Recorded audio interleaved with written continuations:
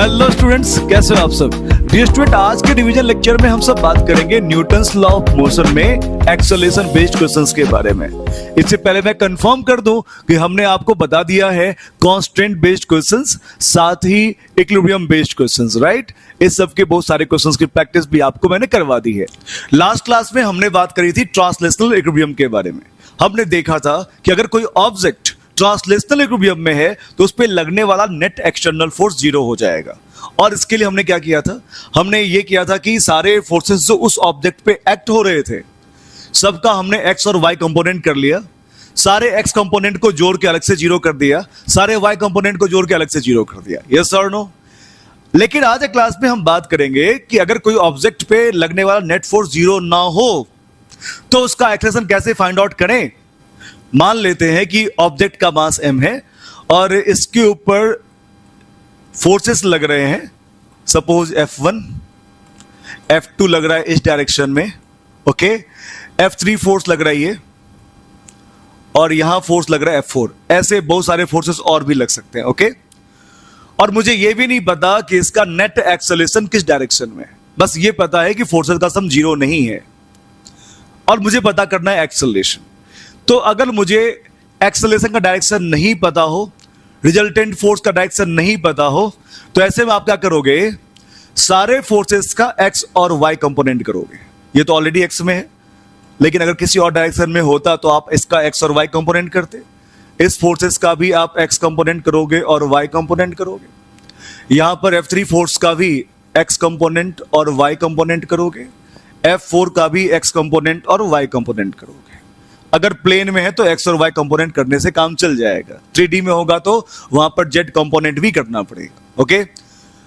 ये आप पहला काम करोगे, राइट। इसके बाद जितने भी फोर्सेस है, मान लो ये एक्स का डायरेक्शन है और ये वाई का डायरेक्शन है, तो सारे फोर्सेस का एक्स कंपोनेंट को यहां लेके आओगे एक साथ, F1x, F2x plus F3x plus F4x, और भी अगर हो जाए तो सबका एक्स कंपोनेंट ले आओगे और सबको ऐड करके इसको इक्वेट कर दोगे mass of object into acceleration along x, MAX, right.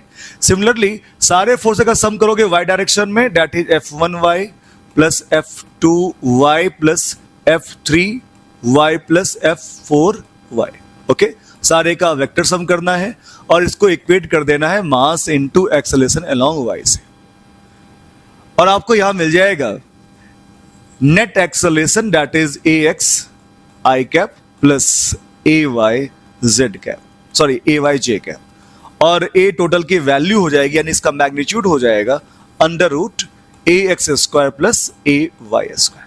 आपको इस तरह से काम करना है। लेकिन अगर आपको यह पता हो कि ऑब्जेक्ट का एक्सेलरेशन किस डायरेक्शन में होगा, कितना होगा ये नहीं पता, बस डायरेक्शन आपको पहले से पता हो, तो ऐसे फिर आप कैसे काम करोगे, आप ये देखो। मान लेते हैं हमारे पास कोई एक ऑब्जेक्ट है जिसका मास है m और इस पे बहुत सारे फोर्सेस एक्ट हो रहे हैं। माना कि ये फोर्स एक्ट हो गया F1, ये फोर्स हो गया F2, ये फोर्स इस पे लग गया F3, ये फोर्स इस पे लग गया F4 और ये फोर्स लग गया इस पे F5। ऐसे बहुत सारे फोर्सेस लग रहे हैं इसके ऊपर, राइट। और मुझे किसी भी तरीके से पता है कि इस ऑब्जेक्ट का एक्सेलरेशन किधर होगा या फिर नेट रिजल्टेंट फोर्स किस डायरेक्शन में होगा, ओके। मुझे पहले से पता है, मान लो ये मुझे पता है कि इधर F नेट एक्ट हो रहा है, नेट रिजल्टेंट इधर ही आएगा, यानी कि एक्सेलरेशन बॉडी का इधर ही डायरेक्शन में होने वाला है, मुझे पहले से पता है। और अगर ये मुझे पता है तो एक बात फाइनल है कि इस डायरेक्शन के परपेंडिकुलर डायरेक्शन में, रिजल्टेंट के परपेंडिकुलर डायरेक्शन में सारे फोर्सेस के कंपोनेंट का सम जीरो हो जाएगा। याद रहेगा सबको, यानी जिस डायरेक्शन में रिजल्टेंट है उधर के कंपोनेंट को जोड़ोगे तो मास इनटू एक्सेलरेशन मिलेगा। चलो मैं इसको बोल देता हूं समझाने के लिए, इस डायरेक्शन को मैं बोल देता हूं एक्स डायरेक्शन, इसको मैं बोल देता हूं वाई डायरेक्शन। अगर मैं कंफर्म हूं कि एक्स के डायरेक्शन में रिजल्टेंट फोर्स आएगा तो बेटा मैं क्या करूंगा, सारे फोर्सेस का जो कंपोनेंट आएगा Fx समेशन करोगे, इसको लिखोगे मास इनटू एक्सेलरेशन। और मुझे पता है कि x में रिजल्टेंट है, तो इसका मतलब है कि इसके परपेंडिकुलर डायरेक्शन y में, z में, आप जो भी बोल दो, इसके पूरे परपेंडिकुलर डायरेक्शन में net resultant of forces zero हो जाएगा, यानी कि इसका जो y कंपोनेंट मुझे दिख रहा है, अगर ये प्लेन में है तो ये होना चाहिए जीरो के बराबर। यानी जिस डायरेक्शन में रिजल्टेंट मिल जाए आपको, उसके परपेंडिकुलर डायरेक्शन में कुछ भी नहीं बचना चाहिए। इतनी सी बात समझनी है। तो ये छोटा सा अप्रोच मैंने बताया जिससे हम क्वेश्चंस को सॉल्व करेंगे। अब जो क्वेश्चन आपके सामने है, इसमें कहा गया कि एक ऑब्जेक्ट है जिसपे तीन फोर्सेस एक्ट हो रहे, F1, F2 और F3। तीनों का मैग्नीट्यूड हमें गिवन है, F1 20 न्यूटन, F2 10 न्यूटन और F3 5 न्यूटन। तीनों का डायरेक्शन डायग्राम में दिखाया गया है। आपसे पूछा कि बताओ चौथा मिनिमम फोर्स बताइए so that object accelerates along x direction. Object का एक्सेलरेशन x के डायरेक्शन में होना चाहिए, और ऑब्जेक्ट अगर x डायरेक्शन में एक्सेलरेट करेगा, यानी कि रिजल्टेंट अगर इस डायरेक्शन में होना है, एफ नेट अगर इस डायरेक्शन में होना है, तो मैंने क्या बताया कि जिधर रिजल्टेंट हो उसके परपेंडिकुलर सब कुछ जीरो कर दो, यानी इस डायरेक्शन में फोर्सेस का कंपोनेंट नहीं बचना चाहिए। सीधी सी बात इतनी सी है भाई साहब। पहला फोर्स F1 ऑलरेडी इस डायरेक्शन में है, F3 ऑलरेडी इस डायरेक्शन में है, एक F2 है जिसका कंपोनेंट x और y दोनों में आएगा। अगर इसको मैं x डायरेक्शन कह दूं, इसको y कह दूं, तो F2 एक ऐसा फोर्स है जिसका कंपोनेंट x में भी आएगा और y में भी आएगा। और मुझे y में कुछ नहीं चाहिए, पहले मैं देखता हूं F2 का y कंपोनेंट कितना हो जाएगा भाई। ये हो जाएगा F2 sin 37, देख लीजिए। अब मुझसे पूछा गया मिनिमम फोर्स बताओ। मुझे तो इस डायरेक्शन की चिंता ही नहीं है यार, इधर तो रिजल्टेंट आएगा। मुझे कंफर्म करना है कि इसके अलावा कुछ और ना बचे, तो कम से कम क्या एफर्ट करें? कम से कम एफर्ट ये करें कि इस वाले पार्ट को जीरो करो। इसके लिए मैं नीचे उतना ही फोर्स लगाऊंगा जितना ऊपर लग रहा है, दैट इज F2 sin 37। ये फोर्स में अगर मैं नीचे अप्लाई कर दूं, ये F4 है, अगर मैं ये अप्लाई कर दूं तो y में कुछ नहीं बचेगा। That is F4 is F2 sin 37। F2 की वैल्यू कितनी दे रखी है? 10 न्यूटन, और 37 की वैल्यू 3/5, दैट इज 6 न्यूटन का फोर्स लगाना है निगेटिव y डायरेक्शन में। Is the answer. अब जो क्वेश्चन आपके पास है, इसमें आपके पास तीन मास हैं, और तीनों मास को आपने स्ट्रिंग की मदद से ऊपर एक्सेलरेट करवाया, कभी नीचे एक्सेलरेट करवाया, और कभी बिना एक्सेलरेशन के मूव करवाया। तीनों केस में बात करना है कि ऑब्जेक्ट पे लगने वाला नेट टेंसाइल फोर्स कितना होगा। ओके, तो मैं पहले वाले केस के बारे में बात करता हूं जहां ऑब्जेक्ट ऊपर एक्सेलरेट कर रहा है ए से। इस पे लगने वाला टेंसाइल फोर्स T, लगने वाला फोर्स नीचे mg। आप देखिए, अगर ये ऑब्जेक्ट ऊपर एक्सेलरेट कर रहा है तो T की वैल्यू ज्यादा होगी और mg की वैल्यू कम होगी। ओके, जो फोर्स एक्सेलरेशन को सपोर्ट करे, एक्सेलरेशन ऊपर इसको सपोर्ट करे, उसका नाम रखेंगे ड्राइविंग फोर्स। तो T यहां पर ड्राइविंग फोर्स हो गया। और वो फोर्स जो इसको अपोज करे, यानी A के अपोजिट में लगे, अपोज करे, that is mg is the opposing force. ये नाम रख दिया मैंने। अब मैं इक्वेशन क्या लिखूंगा? Driving force minus opposing force equals to total mass into acceleration. यहां पे T की वैल्यू हो जाएगी mg plus ma, and T की वैल्यू हो जाएगी mass times G plus A। जब भी कोई बॉडी ऊपर एक्सेलरेट करता है स्ट्रिंग की मदद से, तो उसमें टेंसाइल फोर्स की वैल्यू mg प्लस A हो जाएगा। इसको ध्यान भी रखना ताकि क्वेश्चंस को आप आसानी से सॉल्व करो। सेकंड वाले केस की बात करो, इस बार टेंसाइल फोर्स लगेगा ऊपर, mg लगेगा नीचे, और ऑब्जेक्ट जा रहा है नीचे की तरफ, तो ये ड्राइविंग फोर्स बन गया और ये बन गया अपोजिंग फोर्स। ये बड़ा होना चाहिए। Driving force minus opposing force equals to mass into acceleration. T की वैल्यू हो जाएगी mg माइनस ma, और ऐसे में T की वैल्यू निकल के आएगी बेटा कितना? mg माइनस a के बराबर। इसको भी ध्यान रखना है। तीसरे केस में टेंसाइल फोर्स ऊपर, नीचे mg, बॉडी का एक्सेलरेशन जीरो है, मास कांस्टेंट है, इक्विलिब्रियम का केस हो गया, T की वैल्यू हो जाएगी mg के बराबर। तो आप याद रखोगे T की वैल्यू हो जाती है मास times G plus minus A के बराबर। अगर A जीरो हो गया तो T की वैल्यू mg, अगर A ऊपर है तो आप ले लेना बेटा पॉजिटिव साइन, और नीचे आएगा तो निगेटिव साइन। अब बात करते हैं अगले क्वेश्चन के बारे में। यहां पर एक सिंपल सा प्यारा सा क्वेश्चन है जिसमें तीन मास सिस्टम है, दो स्ट्रिंग यहां पर, और ऊपर एक फोर्स से आप इसको खींच रहे हो। फोर्स की वैल्यू है 200 न्यूटन। हमसे पूछा गया बताओ बॉडी का एक्सेलरेशन क्या हो जाएगा। साथ ही हमसे पूछा गया कि इस स्ट्रिंग में जो टेंशन T1 और T2 है, इसकी वैल्यू क्या हो जाएगी। तो सबसे पहले मैं निकालता हूं इसके एक्सेलरेशन को, बात करता हूं एक्सेलरेशन क्या हो जाएगा। ओके, अब मैं क्या करूं, पूरे ऑब्जेक्ट को एक पैकेट में बंद कर देता हूं। सिस्टम मान लेता हूं तीनों कंबाइंड। सिस्टम मान लिया तो मुझे पता है इसके अंदर 6 kg का मास छुपा हुआ है। ओके, मुझे T1 और T2 दिखाई नहीं देगा क्योंकि जैसे मैं पूरे को सिस्टम मानूंगा तो ऐसे ही ये T1 T2 इंटरनल फोर्स हो जाएगा। ऊपर लगने वाला फोर्स हो गया F, नीचे लगने वाला फोर्स हो गया 6G, और क्योंकि बॉडी ऊपर एक्सेलरेट करना है तो F माइनस 6G की वैल्यू हो जाएगा पूरे का मास 6 इंटू ए। F की वैल्यू, ये हमें A कैलकुलेट करना है ना, तो A कैलकुलेट करना है तो A की वैल्यू कितनी हो जाएगी, A हो जाएगा F माइनस 6G अपॉन 6।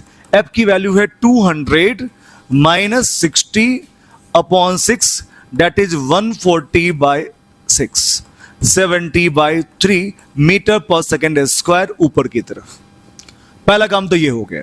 अब बात करो T1 की वैल्यू कितनी होगी, T2 की वैल्यू कितनी होगी। आप देखो ठीक से, T2 टेंसाइल फोर्स जो है इस 2 kg मास को ऊपर एक्सेलरेट करवा रहा होगा A से। ओके, तो T2 की वैल्यू क्या हो जाएगी, T2 की वैल्यू हो जाएगी 2 kg मास को आपको एक्सेलरेट करवाना है ऊपर तो G प्लस A, राइट। और ये कितना हो जाएगा, देखो 2 टाइम्स 10 प्लस 70/3, 2 इंटू ये हो जाएगा 30 प्लस 70/3, दैट इज 200/3 न्यूटन। तो this is the value of T2। Similarly अगर आप बात करोगे T1 के बारे में तो मैं इसको सिस्टम मान लूं, मुझे T2 दिखाई नहीं दे रहा, अब मुझे केवल T1 दिखाई दे रहा है, और T1 is responsible to carry these 2 blocks with acceleration A।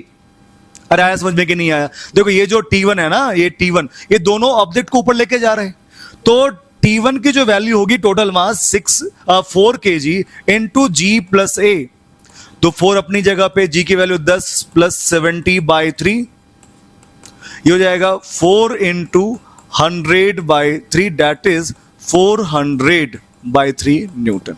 अब एक क्वेश्चन हमारे सामने है जिसमें पुल्ली मास सिस्टम है, 2 मास है, 2 पुल्ली से अटैच्ड है, स्ट्रिंग और पुल्ली आइडियल है। हमसे पूछा गया बताओ भाई 2 kg का मास कितने टाइम के बाद इस पुल्ली को हिट कर देगा।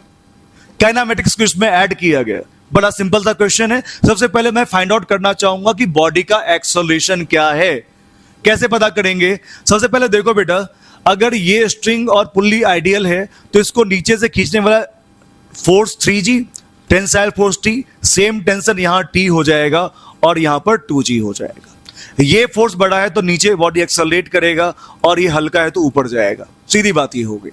अब एक्सेलरेशन के सपोर्ट में जो फोर्स है वो 3G है, तो this is driving force and this one is opposing force. तो नेट ड्राइविंग फोर्स कितना? 3G। Total driving force minus total opposing force equals to total mass of the system, that is 2 + 3 5 kg into acceleration A की value हो गई 30 minus 20/5, that is 2 metre per second square. पहला काम तो ये हो गया। अब बात करते हैं काइनेमेटिक्स वाले पार्ट का।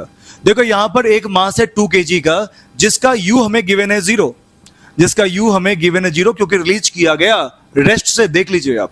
और इसका एक्सेलरेशन मुझे मालूम है ऊपर की तरफ है कितना, 2 मीटर पर सेकेंड स्क्वायर, और सेपरेशन है, डिस्टेंस कवर करना है इसको 4 मीटर। और मुझसे पूछा गया टाइम बताओ, बेटा मैं इक्वेशन लगाऊंगा S equals to UT plus half AT²। Okay, this one is 4, U तो 0 है, तो this one is 1/2 into 2 into T²। तो यहां पर T की वैल्यू हो जाएगी √4, दैट इज 2 सेकेंड्स। अब एक क्वेश्चन आपके सामने जिसमें एक रोप है जिसका मास M है, लेंथ L है, जैसा कि डायग्राम में दिखाया गया। इस पे एक फोर्स लगा दिया F जिसके कारण ये ऊपर एक्सेलरेट कर रहा है A से, ये ऊपर एक्सेलरेट कर रहा है A से। आपसे पूछा गया कि बॉटम से, इस बॉटम से x डिस्टेंस दूर, बॉटम से x डिस्टेंस दूर किसी पॉइंट पर टेंसाइल फोर्स क्या होगा ये बताइए। यहां पर मुझे टेंसाइल फोर्स बताना है। अगर मैं पूरे सिस्टम पे काम करूं तो पूरे सिस्टम का मास हो गया M के बराबर, और ऊपर जो फोर्स लग रहा है वो F है, नीचे जो फोर्स लग रहा है वो है mg, और ये ऊपर एक्सेलरेट कर रहा है A से। इक्वेशन बनेगा F minus mg equals to total mass into acceleration. Okay, अब क्योंकि बॉडी रिजिड है तो पूरे स्ट्रिंग का, पूरे रोप का मास एक जैसा, राइट। अब छोटा वाला जो पार्ट है, छोटे वाले पार्ट की बात करो। इस वाले पार्ट को ये tensile force same acceleration provide कर रहा है, यानी इस रोप के लिए ड्राइविंग फोर्स टेंसाइल फोर्स हो गया। इसके लिए पूरे का मास एक बार निकाल लेता हूं, इस छोटे पार्ट का मास कितना है। आप जानते हो बेटा एल लेंथ के करस्पॉन्डिंग मास हमारे पास m है, तो 1 यूनिट लेंथ का मास हो जाएगा m बाई एल, तो x यूनिट लेंथ का मास हो जाएगा m by L into x. ये हो गया स्मॉल m की वैल्यू। ये क्लास 5-6 का यूनिटरी मेथड मैंने लगा दिया। ओके, अब मुझे मास पता है, तो इसका अगर आप एफबीडी देखोगे तो इस स्मॉल m पर ऊपर लग रहा है टेंसाइल फोर्स, नीचे लग रहा है स्मॉल m इंटू जी, और ये भी जा रहा है ऊपर a से। यहां पर इक्वेशन बनेगा T minus m g equals to mass into acceleration. This one is equation 1, this one is equation 2। दोनों को डिवाइड कर दो ताकि एक्सेलरेशन एक खत्म हो जाए और मुझे टेंसाइल फोर्स मिल जाए। तो यहां से मिल जाएगा, देखो F minus capital M G upon T minus small m into G की value capital M upon small m। बाद में स्मॉल m की वैल्यू पुट करेंगे। सॉल्व करते थोड़ा, इसको सिंप्लीफाई करते हैं। F m minus capital M small m into G equals to T into capital M minus capital M small m into G. ये लिख दिया मैंने, राइट। अब यहां पर ये वाला पार्ट हो गया कैंसल आउट। एफ एम की वैल्यू हो गई T into capital M, T की वैल्यू हो गई F M upon capital M के बराबर। एफ की वैल्यू तो एफ के बराबर है भाई, एम की वैल्यू है M by L into X. Okay, और नीचे बच गया एक एम, तो एम से एम खत्म, और टी की वैल्यू हो गई एफ एक्स अपॉन एल के बराबर। सो दिस इज द आंसर। अब बात करते हैं अगले क्वेश्चन के बारे में। इस क्वेश्चन में हमारे पास एक रोप गिवन है जो स्मूथ हॉरिजॉन्टल सरफेस पे रखा गया। इसका मास है 5 kg और लेंथ है 1 मीटर, और इसको एक 100 न्यूटन के फोर्स से आपने ड्राइव किया, जिसके कारण ये बॉडी एक्सेलरेट करेगा किसी एक्सेलरेशन ए से। आपसे पूछा गया कि इसके लेफ्ट एंड से 1/3 मीटर लेंथ पर आप बता दीजिए टेंसाइल फोर्स क्या हो जाएगा। तो यहां पर टेंशन निकालना है। अगर आप इस वाले पार्ट को ऐसे कट करोगे तो ये है 1/3 मीटर, तो ये बच जाएगा 2/3 मीटर लेंथ। ओके, इस वाले पार्ट का मास मैं m1 बोल दूं तो इसका मास मैं बोल रहा हूं m2। अब लेंथ क्योंकि 1:2 के रेशियो में है, तो टोटल मास भी 1:2 के रेशियो में आ जाना चाहिए। और ऐसे में m2 की वैल्यू हो जाएगी, इस पूरे 5 kg का रेशियो निकालना अपन को, तो 2:5/3 kg, और ये हो जाएगा 5/3 kg के बराबर। अब पूरे को सिस्टम मानते हुए पहला इक्वेशन लिखता हूं मैं। पूरा मास है 5 kg। 5 kg के लिए मैं इक्वेशन लिखता हूं। इसके ड्राइविंग फोर्स है 100 न्यूटन, और ये बॉडी एक्सेलरेट करेगा इस डायरेक्शन में। कोई अपोजिंग फोर्स नहीं है, तो 100 driving force minus opposing force 0 equals to total mass 5 into a की वैल्यू हो गई 20 metre per second square. Done. Okay, अब मुझे निकालना है टेंसाइल फोर्स। ये टेंसाइल फोर्स इस वाले पार्ट को ड्राइव करने के लिए रिस्पॉन्सिबल है। तो अगर आप इस स्मॉल m को देखोगे, और स्मॉल m1 है, ये टेंसाइल फोर्स लगा दिया T, कोई ड्राइविंग फोर्स नहीं है, ये कोई अपोजिंग फोर्स नहीं है, बॉडी एक्सेलरेट कर रहा है सेम एक्सेलरेशन से, that is 20 metre per second square. ऐसे में इक्वेशन लिखोगे T minus 0 equals to mass m1 into A. m1 की वैल्यू है 5/3 kg, so 5/3 into 20, that is 20 into 500/3 newton is the answer. अब एक क्वेश्चन हमारे सामने है जिसमें एक रोप है जिसका मास है 5 kg, लेंथ है 1 मीटर, स्मूथ हॉरिजॉन्टल सरफेस पे इसको 100 न्यूटन राइट में और 50 न्यूटन का लेफ्ट में फोर्स लगा के ड्राइव किया जा रहा। ये फोर्स बड़ा है, इसका मतलब बॉडी इधर एक्सेलरेट करेगा ए से। हमसे कहा गया कि यहां से यानी लेफ्ट वाले एंड से 1/3 मीटर लेंथ पर 1/3 मीटर लेंथ पर टेंसाइल फोर्स T की वैल्यू क्या हो जाएगी। तो क्या करें बेटा, पहले इस पार्ट का मास निकालते हैं m1, इस वाले पार्ट का मास m2। m1 की वैल्यू क्या हो जाएगी भाई, क्योंकि लेंथ 1:2 के रेशियो में है, तो मास भी सेम रेशियो में डिवाइड होगा। तो this mass is 5/3 kg and this one is 10/3 kg। Okay, आप यूनिटी मेथड लगा के सॉल्व कर सकते हो। अब मैं पूरे ऑब्जेक्ट के बारे में बात करूं तो पूरा मास है 5 kg का। इस पे ड्राइविंग फोर्स है 100 न्यूटन का और अपोजिंग फोर्स है 50 न्यूटन का, देख लो, है ना। और ये एक्सेलरेट कर रहा है ए से आगे, तो net driving force is 100, net opposing force is 50 equals to total mass है 5 और एक्सेलरेशन है ए के बराबर। तो ये हो गया 50 इक्वल्स टू 5a और a की वैल्यू हो गई 10 metre per second square. Okay, अब छोटे वाले पार्ट की बात कर लेते हैं। इस वाले पार्ट की बात करोगे तो यहां लग रहा होगा टेंसाइल फोर्स, आगे जो उसको खींच रहा होगा, ड्राइव कर रहा होगा, जो कि बॉडी चल रहा है इसी डायरेक्शन में एक्सेलरेट हो रहे हैं, और यहां लग रहा है अपोजिंग फोर्स 50 न्यूटन का। इसका मास है 5/3 kg।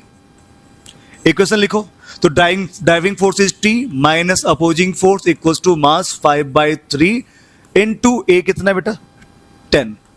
तो T की वैल्यू हो गई 50 plus 50/3, okay, that is 200/3 Newton is the answer. अब एक बड़ा सिंपल सा क्वेश्चन हमारे सामने है जिसमें 2 ब्लॉक्स है, आइडियल स्ट्रिंग और पुल्ली से अटैच्ड है। M1 का मास बड़ा है और M2 छोटा है। इस सिस्टम को आप एटवुड मशीन भी कह सकते हो। हमसे पूछा गया कि ब्लॉक्स का एक्सेलरेशन बताइए और स्ट्रिंग में टेंशन बताइए। अब देखो यहां पर इससे नीचे खींच रहा होगा M1G, ऊपर लग रहा होगा टेंसाइल फोर्स, इसे नीचे खींच रहा होगा M2G, ऊपर लग रहा होगा टेंसाइल फोर्स।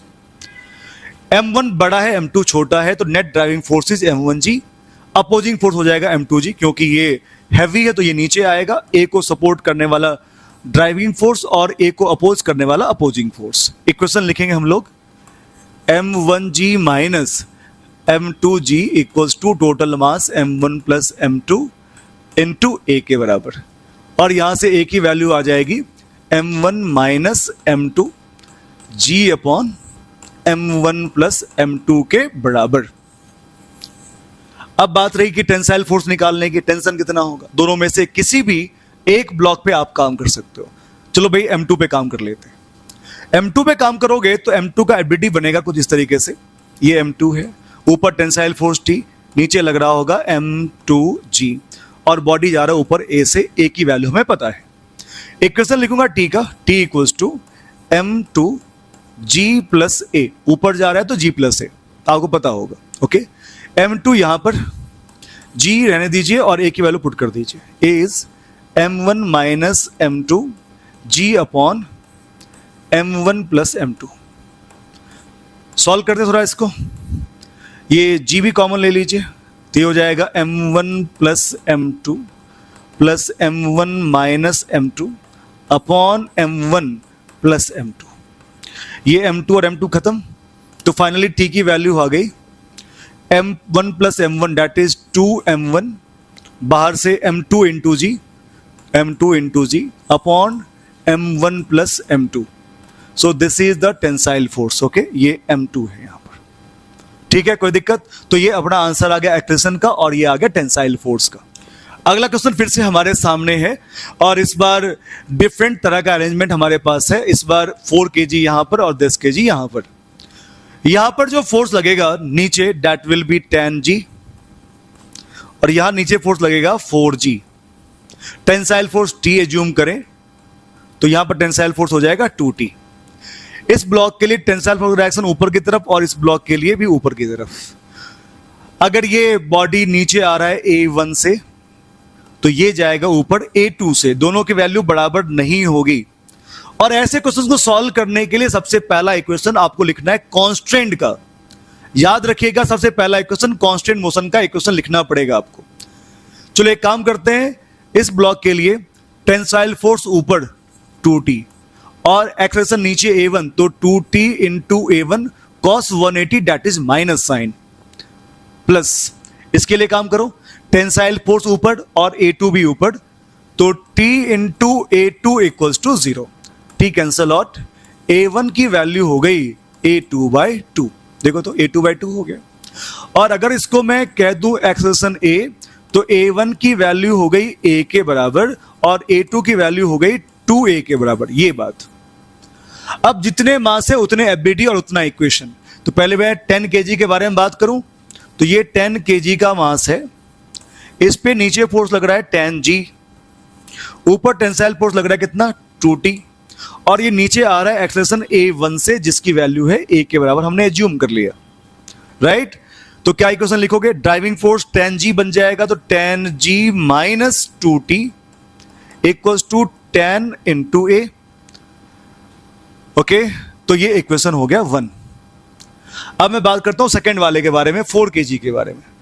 4 kg के बारे में बात करोगे तो इस पे ऊपर फोर्स लग रहा है टेंसाइल फोर्स T, नीचे लग रहा है कितना 4G, और ऊपर जा रहा है A2 से, दैट इज 2A। इक्वेशन बन जाएगा, ड्राइविंग फोर्स बनेगा T, तो T minus 4G equals to 4 into 2A, that is 8A, equation number 2, right. हमें टेंशन निकालना है और एक्सेलरेशन ऑफ द ब्लॉक निकालना है। सबसे पहले मैं इस वाले इक्वेशन को 2 से मल्टीप्लाई करके ऐड कर देता हूं ताकि T कैंसिल हो जाए, तो A हमें मिल जाएगा। तो 1 प्लस 2 इंटू 2 कर दे रहे हैं अपन। तो ये फर्स्ट वाला इक्वेशन है 10G minus 2T equals to 10A के बराबर, सही है ना। सेकेंड वाले की बात करो, T minus 4G equals to 8 है, 2 से मल्टीप्लाई करोगे ये हो जाएगा 2T minus 8G equals to 16A। Add करोगे ये खत्म, 10G minus 8G equals to 2G equals to 26A, और A की वैल्यू हो जाएगी G/13। So this is the acceleration of block 10 kg, और इसका हो जाएगा बेटा A2 इज 2A, तो 2A मतलब 2G/13। तो ये अपना आंसर आ गया। अब आपको टेंशन निकालना है तो T कैसे निकालोगे, या तो T की वैल्यू पुट कर दीजिए, सॉरी A की वैल्यु पुट कर दीजिए, T मिल जाएगा। तो यही कर लेते हैं। सेकंड वाले इक्वेशन में T की वैल्यू हो जाएगी 8A plus 4G, 8G/13, 8G/13 plus 4G, ये हो गया tensile force T, right. So this is answer. अब एक क्वेश्चन आपके सामने है जिसमें एक लड़का है, बॉक्स के अंदर बैठा हुआ है, रस्सी को नीचे खींच रहा है। सिस्टम आपके सामने है, रस्सी को नीचे खींच रहा है फोर्स F से, ताकि पूरा सिस्टम ही ऊपर A से एक्सेलरेट कर जाए। बताओ फोर्स की वैल्यू क्या होगी। जब आप किसी रस्सी को फोर्स F से खींचते हो तो रस्सी में टेंसाइल फोर्स F के बराबर हो जाता है, अगर स्ट्रिंग आइडियल है तो यहां पर इस स्ट्रिंग में टेंसाइल फोर्स हो जाएगा F के बराबर, यहां भी हो जाएगा F के बराबर। पूरा सिस्टम एक साथ ऊपर जा रहा है तो पूरे को मैं सिस्टम बोल देता हूं ऐसा, और सिस्टम का मास है capital M plus small m। Gravity इसको नीचे खींच रहा होगा capital M plus small m into G से, ऊपर लग रहा होगा 2F। देख लो ठीक से, दो रस्सी है, दोनों में F और F टेंसाइल फोर्स, तो ऊपर लग गया 2F, और इस दोनों फोर्स के कारण ये ऊपर जाएगा A से, तो ये ड्राइविंग फोर्स और ये opposing force 2F minus capital M plus small m into G की वैल्यू हो जाएगी capital M small m into A। तो यहां पर हमें F पूछा गया, तो 2F की वैल्यू हो जाएगी capital M plus small m times G plus A, और F की वैल्यू हो गई capital M plus small m G plus A upon 2। So this is the force required. ये फोर्स से खींचोगे तभी ये A से ऊपर एक्सेलरेट करेगा। So this is answer. अब एक क्वेश्चन हमारे सामने है जिसमें एक आदमी जिसका मास है स्मॉल m, एक प्लेटफॉर्म जिसका मास है कैपिटल M पे खड़ा है। स्ट्रिंग और पुली सिस्टम आपको दिख रहा होगा। ये दोनों रस्सी को नीचे अगर खींचे फोर्स F से, जिससे सिस्टम A से एक्सेलरेट करे, तो F की वैल्यू क्या होगी ये पूछा हमसे। दोनों फोर्स बराबर। जब आप किसी रस्सी को किसी फोर्स से नीचे खींचते हो तो अगर स्ट्रिंग आइडियल है और पुल्ली भी आइडियल है तो पूरे रस्सी का टेंसाइल फोर्स F के बराबर हो जाएगा, राइट। तो अगर मैं इस पार्ट का FBD बनाऊं, इस पूरे को सिस्टम मान के FBD बनाऊं, तो ऐसे में मुझे दिखेगा कि एक कैपिटल M और एक स्मॉल m है। नीचे फोर्स लग रहा है capital M plus small m into G के बराबर, और यहां पर इस सिस्टम से 4 स्ट्रिंग बाहर निकला है, 1 2 3 और 4। तो मुझे ऊपर दिखाई देगा 4F फोर्स, और जिसके कारण ये A से ऊपर एक्सेलरेट करेगा। So this is net driving force, this is net opposing force, और ये एक्सेलरेशन। इक्वेशन बनेगा 4F minus capital M plus small m into G equals to capital M plus small m into acceleration. 4F की value हो जाएगी capital M plus small m, common लोगे तो G plus A साथ में आ जाएगा। F की वैल्यू हो जाएगी capital M plus small m G plus A by 4. This is the force required. अगला एक क्वेश्चन हमारे सामने है जिसमें एक फिक्स वेज है, angle of inclination 37 degree given है, स्मूथ है, 20 kg का मास यहां पर और 5 kg का मास वहां पर हैंग कर रहा है। आपसे पूछा गया कि बताओ ब्लॉक का एक्सेलेरेशन क्या होगा और टेंसाइल फोर्स T की वैल्यू क्या होगी। अब ये यहां पर इस पे फोर्स लग रहा होगा 20G, इधर फोर्स लग जाएगा 20G sin 37, पीछे लग जाएगा टेंसाइल फोर्स, इधर लग जाएगा 20G cos 37। मैंने इस mg को ब्रेक कर लिया, ये लग जाएगा नॉर्मल। सेम आइडियल स्ट्रिंग यहां पर है तो T और नीचे लग रहा होगा 5G। इधर ये एक्सेलरेट कर नहीं सकता क्योंकि ये फिक्स वेज है, तो इसका एक्सेलेरेशन डाउन द प्लेन आएगा A, तो ये ऊपर जाएगा A से, देख लो ठीक से। और मुझे पता है कि ये मास P लगने वाला 220G sin 37 इसे मदद कर रहा है एक्सेलरेशन में, जबकि 5G अपोज कर रहा है, तो this one is driving force and that one is opposing force. तो net driving force is 20G sin 37 minus 5G is the opposing force equal to total mass system का जो move कर रहा है 20 प्लस 5, तो 25 into A। Common expression A है, direct लिख दिया मैंने। This one is 20 into G10 is 3/5 minus 50 equal to 25 into A। ये हो गया 120 minus 50 equal to 25 into A। A की वैल्यू हो जाएगी 70/25 metre per second square, right. अब बात रही टेंसाइल फोर्स की, T कैलकुलेट करना है, तो T कैसे निकालेंगे, इसके लिए काम कर लो। T की वैल्यू हो जाएगी, इस 5 kg के लिए बात करें, ऊपर एक्सेलरेट हो रहा है, तो T की वैल्यू हो जाएगी 5G प्लस A। देखो ठीक से, तो 5G की वैल्यू है 10 और A की वैल्यू है 70/25, तो 5 ये हो जाएगा 250 प्लस 70/25, ये कितना हो गया 320/5। Okay, so this is the answer. अब एक क्वेश्चन हमारे सामने है जिसमें एक फिक्स वेज है, देख लो, दो डिफरेंट इंक्लिनेशन पे दो ब्लॉक रखे हुए 20 kg and 30 kg। String pulley system है जो कि बिल्कुल आइडियल है, सरफेस बिल्कुल स्मूथ है। हमसे पूछा गया बताओ ब्लॉक का एक्सेलरेशन क्या होगा और स्ट्रिंग में टेंसाइल फोर्स क्या हो जाएगा।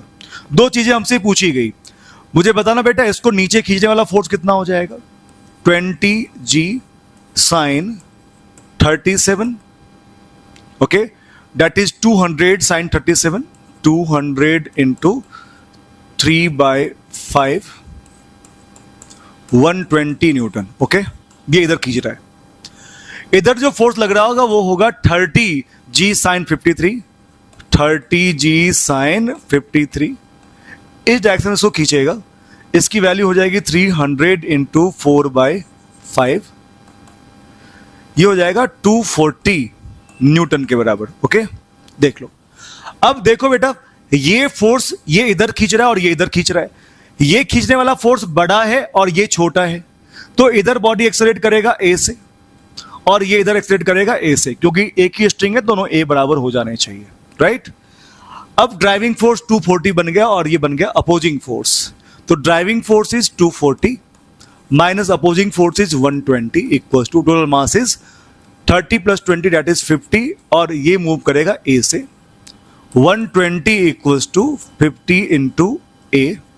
A की वैल्यू हो गई 120/50, ये हो जाएगा 2.4 metre per second square. Okay, अब बात करते हैं टेंसाइल फोर्स क्या हो जाएगा।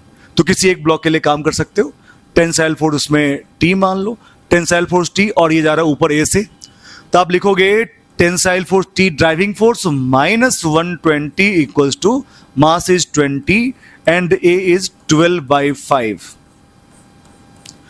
T इक्वल्स टू हो जाएगा 120 plus 48 that is 168 newton. This is the answer. अब बात करते हैं अगले क्वेश्चन के बारे में जिसमें हमारे पास दो मास है, एक तो ब्लॉक है दूसरा रिंग है। ये आइडियल रॉड पे स्लाइड कर सकता है और ये आइडियल पुल्ली आइडियल स्ट्रिंग के सहारे नीचे आ सकता है। हमसे पूछा गया बताओ कि अगर इसको रिलीज कर दें तो ब्लॉक का एक्सेलेरेशन क्या हो जाएगा, स्ट्रिंग में टेंसाइल फोर्स कितना हो जाएगा। सबसे पहली बात, अगर मैं एज्यूम कर लूं कि ये नीचे जाएगा A1 से, ये इधर जाएगा A2 से, तो मुझे पहला काम करना पड़ेगा कि A1 A2 में रिलेशन निकालना पड़ेगा। टेंसाइल फोर्स T यहां लग रहा होगा, नीचे लग रहा होगा mg, इधर रस्सी इसको इधर खींच रहा होगा और T के इस कंपोनेंट के कारण T cos 37 के कारण ये इधर स्लाइड करेगा। इतनी सी बात समझनी है। पहला काम करते हैं, कांस्टेंट रिलेशन निकालते हैं दोनों ब्लॉक के एक्सेलेरेशन के साथ। तो इसके लिए टेंशन ऊपर और A1 नीचे, तो -T इंटू A1। इसके लिए टेंशन इधर और A2 इधर, तो ये हो जाएगा +T A2 cos 37 equals to 0। पहला काम तो ये करोगे, T कैंसल आउट, A1 की वैल्यू हो गई A2 इंटू 4/5। ओके, तो ये अपना पहला रिलेशन आ गया। अब जितने ब्लॉक्स या जितने मास उतने FBD, उतने आपके पास इक्वेशंस आने चाहिए। तो मैं ब्लॉक के लिए बात कर लूं, ब्लॉक पे नीचे लग रहा है mg, ऊपर लग रहा है T, नीचे आ रहा है कितने से, A1 से। इक्वेशन बनेगा mg माइनस T की value m into A1, equation 1। इसके लिए बात करो तो ये रिंग, इधर लग रहा है फोर्स T cos 37, पीछे कोई अपोजिंग फोर्स नहीं है और ये जा रहा है A2 से, तो T cos 37 equals to mass m into A2। Okay, और A2 की वैल्यू है A1 इंटू 5/4। A2 की वैल्यू है m A1 into 5/4। Okay, so this one is second equation, right. अगर मैं T की वैल्यू रिप्लेस कर दूं तो मुझे A1 मिल जाएगा। तो यही कर लेते हैं, T की वैल्यू रिप्लेस कर लेते हैं, T की वैल्यू रिप्लेस कर लेते हैं। तो T की वैल्यू पुट कर दो, ये हो जाएगा mg माइनस T की वैल्यू है m A1 इंटू 5/4। सही है, देख लो, T की वैल्यू पुट कर दी, m A1 5/4 upon cos 37 is 4/5। Okay, equals to m A1, यहां से mg यहां पर, equals to m A1 common ले लो, क्या बच जाएगा 25/16, 25/16 प्लस 1, राइट। और यहां से m कैंसल आउट, A1 की वैल्यू हो जाएगी 16/25 plus 16। Okay, so this is the value of A1, और A1 मिल गया तो आपको A2 भी मिल जाएगा। ओके, यहां तक की बात हो गई। अब बात रही टेंसाइल फोर्स की, T कैसे कैलकुलेट करोगे। तो T ऊपर, ये जा रहा है नीचे, तो T की वैल्यू हो जाएगी mg माइनस A1, है ना। और A1 की वैल्यू आपके पास है, तो T की वैल्यू हो जाएगी m 10 माइनस 16 अपॉन 41। देख लो, ये हो जाएगा m टाइम्स 410 माइनस 16 अपॉन 41। देख लो ठीक से। सो this is the answer of tensile force. तो स्टूडेंट्स, आज के रिवीजन लेक्चर में हमने आपको बताया कि न्यूटन्स लॉ ऑफ मोशन में इक्विलिब्रियम बेस्ड क्वेश्चंस कैसे होते हैं, उन्हें कैसे अप्रोच करते हैं। बहुत सारे क्वेश्चंस की मैंने आपको प्रैक्टिस करवाई। उम्मीद करते हैं कि आपको ये वीडियो लेक्चर अच्छा लगा होगा। मिलते हैं अगले क्लास में, तब तक के लिए take care and bye bye.